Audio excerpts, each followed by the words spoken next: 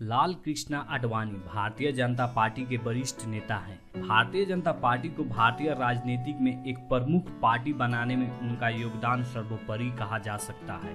वो कई बार भारतीय जनता पार्टी के राष्ट्रीय अध्यक्ष रह चुके हैं। लाल कृष्ण आडवाणी भारतीय जनता पार्टी का जाना माना एक चर्चित चेहरा है।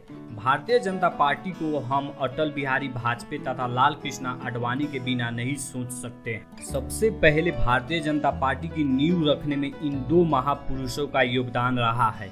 लाल कृष्ण आडवाणी का जन्म कराची के सिंधी परिवार में 8 नवंबर 1927 में हुआ था। उनके पिताजी का नाम किशन चंद आडवाणी और माताजी का नाम ज्ञानी देवी था। उनके पिताजी एक व्यापारी थे। कराची में रहने के बाद भारत पाकिस्तान बंटवारे में ये परिवार पाकिस्तान से मुंबई आकर बस गया।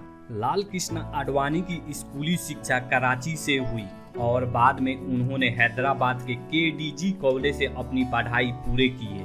पाकिस्तान से भारत आने पर उन्होंने बॉम्बे यूनिवर्सिटी के गवर्नमेंट लॉ कॉलेज से अपनी वकालत की पढ़ाई पूरे किए। साल 1965 में उनकी शादी कमला देवी से हुआ। उनके 2 बच्चे हैं। उनके बेटे का नाम जयंत आडवाणी और बेटी का नाम प्रतिभा आडवाणी है।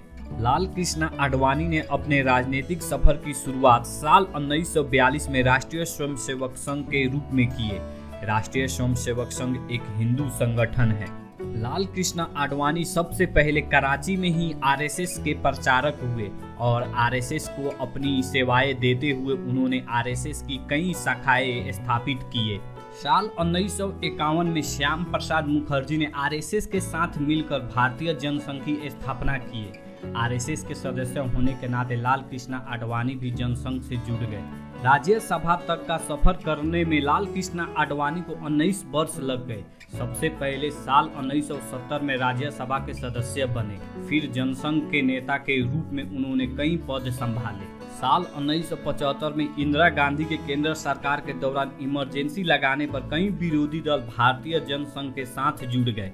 इसके बाद भारतीय जनता पार्टी का निर्माण हुआ। साल 1977 में लाल कृष्ण आडवाणी ने अटल बिहारी वाजपेयी के साथ मिलकर लोकसभा के चुनाव लड़े।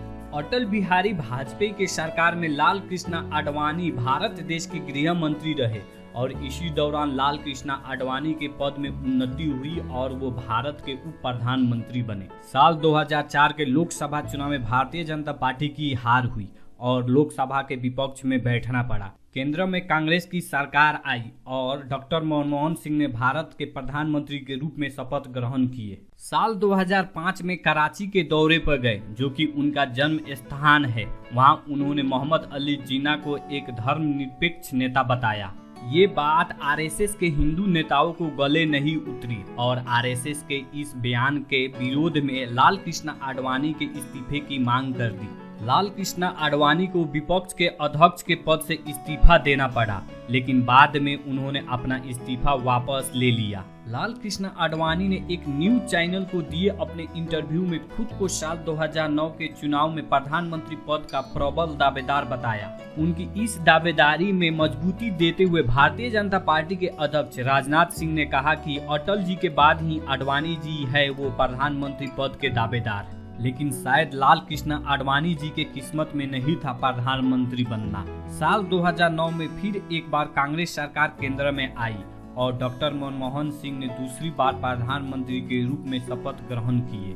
साल 2009 में सुषमा स्वराज भारतीय जनता पार्टी की ओर से लोकसभा में विपक्ष के अध्यक्ष के रूप में चुनी गई और फिर साल 2014 के चुनाव के लिए नरेंद्र मोदी जी की सभी मुहिमों में और प्रबल दावेदारी और भागीदारी रही। फिर साल 2014 में लाल कृष्ण आडवाणी को भाजपा संसदीय बोर्ड से निकालकर भारतीय जनता पार्टी के मार्गदर्शन मंडल में शामिल किया गया। इस मंडल में लाल कृष्ण आडवाणी के साथ पार्टी के कई वरिष्ठ नेता अटल बिहारी वाजपेयी और मुरली मनोहर जोशी को भी शामिल किया गया।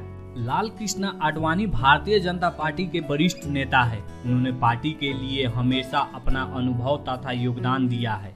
उन्हें साल 2015 में पद्म भूषण पुरस्कार से सम्मानित किया गया। धन्यवाद अपना अनमोल समय देने के लिए। अगर ये वीडियो आपको अच्छा लगा होगा तो लाइक कीजिए और मेरे चैनल को सब्सक्राइब भी कीजिए।